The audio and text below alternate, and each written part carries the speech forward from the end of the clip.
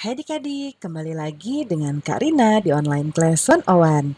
Kali ini kita akan belajar untuk kelas 5 tema 3 ya. Di subtema 2, pentingnya makanan sehat bagi tubuh. Di pembelajaran 3 ini ada pelajaran Bahasa Indonesia, PPKN, dan IPS di halaman 58 sampai dengan 63.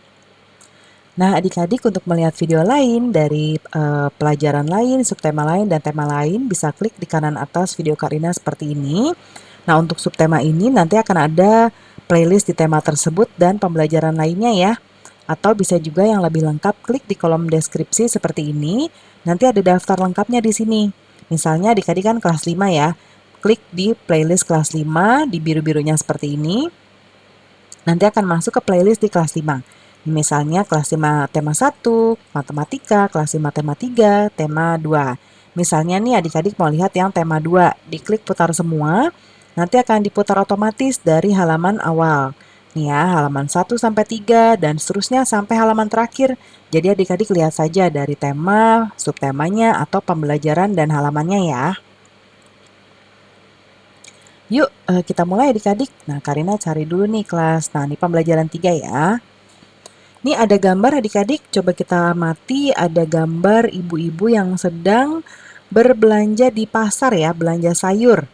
Nih ya, ada yang lagi bayar, ada yang lagi mau ngambil. Nih, yang ini lagi milih-milih sayuran ya. Nah, adik-adik berdasarkan gambar di atas, jawablah pertanyaan berikut. Nah, Karina mau aktifin penanya dulu nih. Apa sajakah suasana pasar selalu ramai oleh penjual dan pembeli? Ya, apa saja yang dapat kamu temui di pasar adik-adik? Masih ingat nggak adik-adik bagaimana sayur dan buah dapat sampai ke rumah kita? Nah, kita mau menjawab pertanyaan ini ya. Nah, kalau yang ditemui di pasar tadi seperti di gambar ini ya, ini penjual ya, ini penjual. Nih, kemudian selain penjual juga ada pembeli ya. Ini pembeli nih yang beli nih ya, lagi ada di luar ya. Biasanya tuh ini barang dagangannya, yang jualnya di dalam, yang belinya tuh di sebelah sini ya, di hadapannya, di luarnya. Masih ingatkah kamu bagaimana sayur dan buah dapat sampai ke rumah kita? Nah, sayur dan buah ditanam dan dipanen oleh petani, kemudian didistribusikan ke pasar untuk dijual adik-adik, ya, ke kita, ke konsumen. Dan akhirnya sampai ke rumah kita. Kemudian aktivitas apa saja yang dapat ditemukan di atas. Nah, ini tuh aktivitas dari seorang penjual sayuran dan juga pembeli ya, adik-adik ya. Nah, kemudian siapa saja yang terlibat di pasar? Nah, yang terlibat itu adalah ada penjual, ada pembeli, dan juga ada distributor, produsen, dan juga konsumen ya. Nah, sekarang adik-adik lengkapi tabel berikut berdasarkan hasil pengamatanmu terhadap gambar pasar di depan tadi ya. Nah, ada jenis aktivitasnya di sebelah kiri, pelakunya siapa. Nah, untuk jenis aktivitasnya di pasar itu ada transaksi jual beli, biasanya juga ada tawar-menawar, dan milih barang dulu ya biasanya. Lalu pelakunya adalah petani yang menyediakan barang-barangnya ya, mereka yang menanam, lalu ada yang jualnya dan juga ada pembelinya ya. Wah, ternyata ada beragam aktivitas di sebuah pasar ya adik-adik. Gimana dengan lingkungan sekitar adik-adik? Aktivitas apa saja yang dapat adik-adik temui di sana dan siapa aja yang melakukan? Nah, adik-adik, sekarang kita baca teks berikut ini. Semua aktivitas yang menggabungkan aspek sosial dan ekonomi yang dimaksudkan untuk meningkatkan taraf hidup atau kesejahteraan sosial disebut pembangunan sosial. Nah, kesejahteraan sosial tidak hanya berkenaan dengan terpenuhinya kebutuhan material ya adik-adik, tetapi juga spiritual. Nah, dengan demikian memungkinkan semua warga negara untuk mengembangkan dirinya. Nah, sekarang adik-adik amati lingkungan sekitar adik-adik, ya, cari tahu aneka aktivitas yang ada. Temukan aktivitas yang menurut adik-adik menggabungkan aspek sosial dan ekonomi ya. Aktivitasnya dimaksudkan untuk meningkatkan taraf dan kualitas hidup masyarakat. Nah, kemudian buat laporan observasi yang di dalamnya ada hal-hal berikut. Pengamatan secara umum dari kondisi lingkungan sekitar adik-adik, lalu pengamatan secara khusus tentang salah satu aktivitas yang menurut adik-adik berkontribusi dalam pembangunan sosial. Kemudian manfaat sosial dan ekonomi yang diperoleh dari aktivitas tersebut. Yang ini adik-adik silahkan buatkan sesuai dengan kondisi lingkungan adik-adik ya, jadi Karina tidak bisa mencontohkan. Ya, nah pembangunan sosial dimaksudkan untuk meningkatkan kesejahteraan sosial, di mana kebutuhan setiap anggota masyarakat secara sosial, ekonomi, dan spiritual dapat terpenuhi ya adik-adik. Nah, dalam melakukan aktivitas kehidupan untuk meningkatkan kesejahteraan sosial, tidak jarang kita akan berhadapan dengan keanekaragaman yang tinggi. Contohnya di pasar ya. Nah, adik-adik amati gambar pasar yang disajikan sebelumnya ya di halaman tadi pertama. Perbedaan apa sih yang adik-adik temukan di pasar? Nah, yang kita temukan di pasar itu perbedaannya yang pertama adalah harga jual barang. Makanya kan kadang-kadang kalau misalnya adik-adik mau beli nih, di sini kok harganya mahal, terus pindah ke penjual lain. Ya, lalu juga sistem jual belinya. Ya, misalnya ada yang belinya kalau beli banyak gitu ya atau grosir lebih murah kayak gitu ya. Kemudian kondisi produknya, ya misalnya ada yang bagus, ada yang jelek, gitu. Maksudnya ada yang udah kurang bagus ya. Kemudian solidaritas antar penjual dan juga waktu buka pasarnya. Nah, kemudian adik-adik, apakah orang-orang yang beraktivitas memiliki kebiasaan yang sama? Nah, di pasar tersebut mereka memiliki kebiasaan yang sama karena berasal dari satu daerah yang sama. Dan ada juga yang memiliki kebiasaan yang berbeda juga ya. Jadi ada yang sama, ada yang berbeda. Nah, kebiasaan yang mengikat masyarakat dan berlangsung dalam jangka waktu yang lama dikenal dengan adat istiadat adik-adik. Adat istiadat merupakan kebiasaan sosial yang sudah sejak lama ada di dalam masyarakat dan bertujuan mengatur tata tertib dalam masyarakat tersebut. Jadi kalau dalam satu negara kan kita punya peraturan juga ya. Nah, di satu masyarakat juga ada yang mengatur masyarakat itu sendiri, disebutnya adat istiadat. Nah, adat istiadat setiap kelompok masyarakat bisa sama atau bisa juga beda ya antara satu dan yang lainnya. Misalnya nih, di masyarakat Osing di Banyuwangi ya, mereka merupakan perpaduan antara budaya Jawa, Madura dan juga Bali. Kemudian adat istiadat yang ada di Jawa Timur dan Jawa Tengah ya, mereka ternyata memiliki persamaan. Nah, salah satu persamaannya adalah mereka punya ikatan yang berdasarkan pada persahabatan ya adik-adik ya.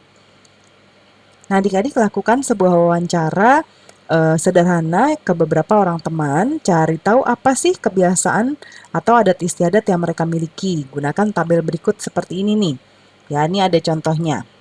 Ya, kalau di sini kan contohnya ada Sopiah. Nah, asalnya dari Subang, Jawa Barat. Adat istiadatnya adalah sisingaan, tradisi mengarak anak sehari sebelum khitan dengan menggunakan tandu berbentuk singa. Nah, ini ada 1, 2, 3, 4 ya. Nah, Karina sudah buatkan nih 1, 2, 3, 4. Nah, berikutnya, nah ini contoh aja ya adik-adik ya. Nanti adik-adik bisa tanyakan sesuai dengan ya teman adik-adik aja ya. Misalnya nih teman Karina ada namanya Adit dari Nangru Aceh Darussalam. Ya, ada adat istiadatnya adalah pesijuk, merupakan tradisi pada saat upacara kelahiran, pernikahan, menempati rumah baru, naik haji, dan lain-lain. Kemudian ada adek tuh dari Riau ya. Nah, ini di sini tuh ada namanya Bali Mau, merupakan upacara tradisional bagi masyarakat Kampar di Provinsi Riau untuk menyambut bulan suci. Lalu ada Dodi dari Sumatera Barat. Ya, perayaan Tabuik merupakan tradisi yang untuk memperingati meninggalnya cucu Nabi Muhammad yaitu Hasan dan Hussein. Kemudian ada Nina dari Sumatera Utara ya. Nah, apa namanya adat istiadatnya adalah Mangokal Holi. Nah, ini merupakan tradisi mengambil tulang belulang dari leluhur mereka dari dalam kubur lalu ditempatkan dalam peti ya dan diletakkan dalam sebuah bangunan tugu khusus untuk menyimpan tulang belulang leluhur. Ya, itu contohnya ya adik-adik ya. Nanti disesuaikan saja dengan teman adik-adik. Nah, adik-adik tahu nggak sisingaan itu apa? Nah, kita baca berikut ini ya. Jadi pertunjukan sisingaan merupakan sebuah pertunjukan yang membutuhkan kerjasama, kekompakan, kerja keras, ketertiban, dan juga ketekunan. Nah, semua orang dari segala lapisan masyarakat yang beraneka ragam dapat ikut adik-adik dalam iring-iringan tersebut. Iring-iringannya itu dilakukan sambil mengitari kampung ya, hingga akhirnya iringan kembali ke tempat semula lagi. Nah, tanpa adanya kerukunan tentu kerjasama yang baik tidak dapat terwujud. Nah, coba kita perhatikan iklan berikutnya adik-adik. Hidup rukun, cermin budaya bangsa Indonesia. Nah, ini mereka lagi membangun pos kamling ya. Bapak-bapak lagi mengerjakan pekerjaan pertukangan nih. Ya, memaku, terus memasang ya. Nih ya, tuh. Nah, kalau ibu-ibunya ya seperti biasa ya. Kalau ibu-ibu biasanya bikin minuman, bikin makanan, nganter-nganterin nih ke bapak-bapak ini ya. Nah, adik-adik masih ingat dengan iklan media cetak? Saat mengamati contoh iklan di depan tadi, apa isi pesan yang dapat kamu temukan dalam kalimat di depan? Nah, tadi tuh nih, ya pesannya tuh. Ya, jadi hidup rukun mencerminkan budaya bangsa Indonesia. Apa jenis bahasa yang digunakan? Nah, bahasa digunakan itu adalah kosakata baku ya. Kemudian, apa yang membuatnya sama atau berbeda dengan kalimat percakapan sehari-hari? Nah, bedanya tuh adalah kalau ini menggunakan kalimat efektif dan kosakata baku. Kalau kalimat sehari-hari ya dengan biasa aja ya, tidak baku bahasanya. Nah, kemudian nih, jika percakapan sehari-hari memiliki bahasa yang berbeda dengan iklan media cetak, maka iklan media elektronik juga memiliki bahasa yang bisa jadi berbeda dengan iklan media cetak ya. Nah, kalau iklan di elektronik biasanya mungkin bisa menyamakan dengan bahasa sehari-hari karena biasanya ada skenarionya ya adik-adik ya. Nah, yang ini adik-adik bersama teman sebangku lakukan kegiatan berikut. Tentukan satu iklan ya, adik-adik pilih iklan media cetak satu, lalu iklan media elektronik satu. Nah, tuliskan kalimat yang ada di dalam iklan tersebut ya. Diskusikan perbedaan dan persamaannya. Kalau yang ini nanti adik-adik pilih sendiri karena iklan tuh ada banyak sekali. Jadi adik-adik pilih mau yang mana lalu nanti tuliskan ya. Contohnya kurang lebih seperti tadi Kak Rina nih, isi pesannya apa ya. Nah, pembelajaran kita sudah selesai ya adik-adik. Terima kasih sudah menonton sampai akhir. Mohon dimaafkan apabila ada kesalahan dalam perkataan maupun dalam materi yang diberikan. Sampai jumpa di pembelajaran berikutnya. Dadah!